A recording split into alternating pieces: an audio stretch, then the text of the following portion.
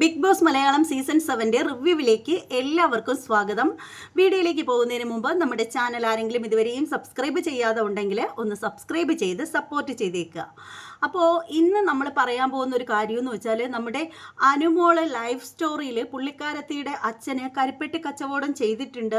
ഈ പെൺകുട്ടികൾ 2 പെൺകുട്ടികളായതുകൊണ്ട് അദ്ദേഹത്തിന് അല്ലാതെ റബ്ബർ ടാപ്പിംഗ് ആണ് ജോലി.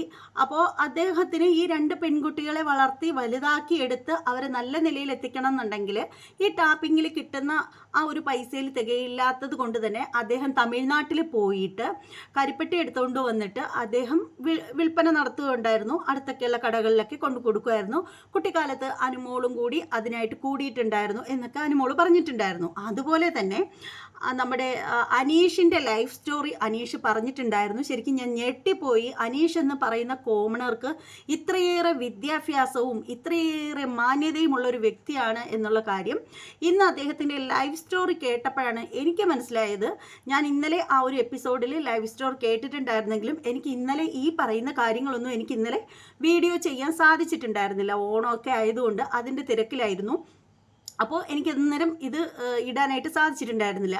അപ്പോൾ നിങ്ങൾ മനസ്സിലാക്കേണ്ട ഒരു കാര്യം എന്ന് വെച്ചാൽ, അപ്പോൾ അനീഷ് ഒരുപാട് മേഖലകളിൽ അനീഷ് വർക്ക് ചെയ്തിട്ടുള്ള ഒരാളാണ്. ബാങ്ക് മാനേജറായിട്ട് പോസ്റ്റ് ചെയ്തിട്ടുണ്ടായിരുന്നു. ബാങ്ക് മാനേജർ എന്ന് പറയുന്ന തസ്തികയിൽ വർക്ക് ചെയ്തിട്ടുണ്ടായിരുന്നു. അതുപോലെ തന്നെ ഗൾഫിൽ ഉയർന്ന ജോലിയുള്ള ആളായിരുന്നു. നാട്ടിൽ പല പല ജോലികളും ബിസിനസ്സുകളും ഒക്കെ ചെയ്തിട്ടുള്ള ഒരാളായിരുന്നു. സ്വന്തമായിട്ട് 2 പുസ്തകമൊക്കെ എഴുതിയ ആളാണ്. അങ്ങനെ അദ്ദേഹത്തിന് ഒരുപാട് വിദ്യാഭ്യാസപരമായി ഉയർന്ന രീതിയിലുള്ള ആൾ തന്നെയാണ് അനീഷ് എന്ന് പറയുന്നത്. നമ്മൾ വിചാരിക്കുന്ന രീതിയിൽ അനീഷ് സാധാരണക്കാരനല്ല.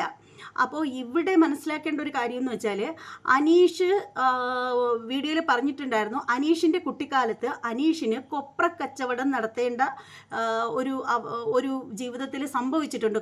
അങ്ങനെ ഒരു സാഹചര്യം ഉണ്ടായിട്ടുണ്ട് എന്ന് അനീഷ് പറഞ്ഞിട്ടുണ്ടായിരുന്നു. അപ്പോൾ ഈ ലൈവ് സ്റ്റോറിയെ എടുത്ത് വലിയ സംഭവമാക്കിയിട്ട് പിന്നീട് ആ ഒരു സംഭവത്തെ നമ്മുടെ അപ്പാനി ശരത്ത് അനീഷിൻ്റെ നേർക്ക് തൊടുത്തു വിടുകയാണ് ഉണ്ടായത്.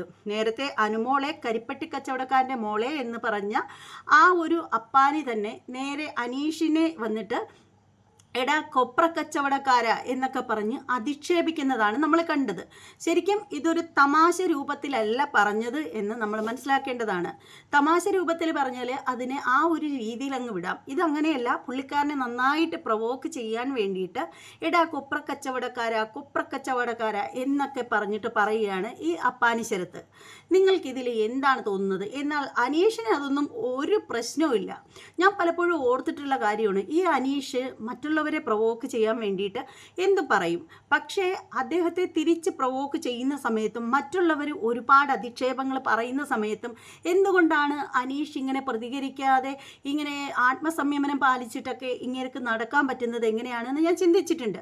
പക്ഷേ ഇപ്പോഴെനിക്ക് മനസ്സിലായി, ഇത്രയേറെ വിദ്യാഭ്യാസവും ഇത്രയേറെ മാന്യമായിട്ടുള്ള തസ്തികകളിലൊക്കെ ജോലി നോക്കിയിട്ടുള്ള അനീഷിന് ഇത്രയും മാന്യമായ രീതിയിൽ പ്രതികരിക്കാൻ കഴിയുന്നതിൽ, ഇത്രയും മാന്യമായ സഭ്യമായ വാക്കുകൾ മാത്രം സംസാരിക്കുന്നതിന് പ്രത്യേകിച്ച് എവിടെയും പോയി മൂന്നാമതൊന്നുകൂടി നോക്കേണ്ട ആവശ്യമില്ല.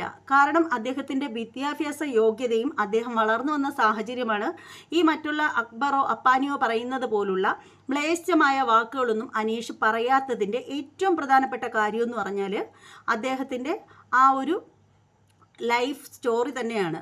അപ്പോൾ ലൈഫിൽ അദ്ദേഹം ഇരുന്ന ആ ഒരു അത്രയും വലിയ പൊസിഷനിലിരുന്ന ആളാണ്. അപ്പോൾ അത്രയും മാന്യമായ രീതിയിൽ അദ്ദേഹത്തിന് മറ്റുള്ളവരോട് പെരുമാറാൻ സാധിക്കുന്നു. അപ്പോൾ അതൊക്കെ എന്തായാലും വളരെ ചെറിയ കാര്യമൊന്നുമല്ല. എന്തായാലും ഈ പുള്ളിക്കാരൻ്റെ പിന്നാലെ നടന്ന് കൊപ്ര കച്ചവടക്കാര, അതായത് കുട്ടിക്കാലത്ത് കൊപ്ര കച്ചവടം ചെയ്തു എന്നതിൻ്റെ പേരിൽ അങ്ങനെയൊക്കെ പറയുന്നതിനോട് എനിക്കൊരിക്കലും യോജിക്കാൻ കഴിയില്ല. നമ്മുടെ ഇന്ത്യൻ പ്രധാനമന്ത്രി അദ്ദേഹത്തിൻ്റെ ചെറുപ്പത്തിൽ അദ്ദേഹം തീവണ്ടിക്കുള്ളിൽ ചായ കച്ചവടം നടത്തിയിട്ടുള്ള ആളാണ് എന്ന് കരുതി ഇന്ന് അദ്ദേഹത്തിൻ്റെ മുഖത്ത് നോക്കി എടാ ചായ കച്ചവടക്കാരാ എന്ന് വിളിക്കാനായിട്ട് സാധിക്കുമോ? വിവരദോഷികളായ ആളുകൾക്ക് അത് മറ്റുള്ളവർ കേൾക്കാതെ അല്ലെങ്കിൽ അദ്ദേഹം കേൾക്കാതെയൊക്കെ പറയാൻ സാധിക്കുമായിരിക്കും. പക്ഷേ എന്ന് കരുതി അദ്ദേഹത്തിൻ്റെ മുഖത്ത് നോക്കിയിട്ട് ചായ കച്ചവടക്കാര എന്ന് വിളിക്കുന്നത് മാന്യതയാണോ? അതുപോലെ തന്നെയാണ് അനീഷിൻ്റെ മുഖത്ത് നോക്കി അപ്പാനി ശരത്ത് ഇങ്ങനെ വിളിച്ച ഈ ഒരു വാക്ക് നോട് നിങ്ങൾക്ക് എന്താണ് പറയാനുള്ളത്? നിങ്ങളുടെ അഭിപ്രായം എന്താണെന്ന് വെച്ചാൽ കമൻറ്റ് ബോക്സിൽ രേഖപ്പെടുത്തുക. അതുപോലെ തന്നെ അനീഷ് എന്ന മത്സരാർത്ഥിയെക്കുറിച്ച് നിങ്ങൾക്ക് എന്താണ് അഭിപ്രായമെന്ന് നിങ്ങൾ കമൻറ്റ് ബോക്സിൽ രേഖപ്പെടുത്തുക. അനുമോളുടെ ഗെയിം സ്ട്രാറ്റജിയെ കുറിച്ചിട്ടുള്ള നിങ്ങളുടെ അഭിപ്രായം കമൻറ്റ് ബോക്സിൽ രേഖപ്പെടുത്തുക. ഇനി തുടർന്ന് അങ്ങോട്ട് അപ്പാനി ശരത്ത് നമ്മുടെ ബിഗ് ബോസ് ഹൗസിനുള്ളിൽ വേണമോ, അദ്ദേഹം അവിടെ നിൽക്കാൻ യോഗ്യനാണോ എന്ന് കമൻറ്റ് ബോക്സിൽ രേഖപ്പെടുത്തുക. അതുപോലെ തന്നെ നിങ്ങളുടെ അഭിപ്രായത്തിൽ അനീഷ് ബിഗ് ബോസ് വീട്ടിലുണ്ടാവണമെന്ന് നിങ്ങൾ ആഗ്രഹിക്കുന്നുണ്ടോ, ഉണ്ടെങ്കിൽ അതൊന്ന് കമൻറ്റ് ബോക്സിൽ രേഖപ്പെടുത്തുക. അതുപോലെ തന്നെ നമ്മുടെ അനുമോളുടെ ഗെയിമിനെ കുറിച്ചിട്ടുള്ള നിങ്ങളുടെ അഭിപ്രായങ്ങൾ നിങ്ങൾ കമൻറ്റ് ബോക്സിൽ രേഖപ്പെടുത്തുക. അപ്പോൾ ഇനി വീണ്ടും വിശേഷങ്ങളുമായി ലൈവ് വിശേഷങ്ങളായിട്ട് ഞാൻ വരുന്നതായിരിക്കും. അതുവരെ എല്ലാവർക്കും ബൈ.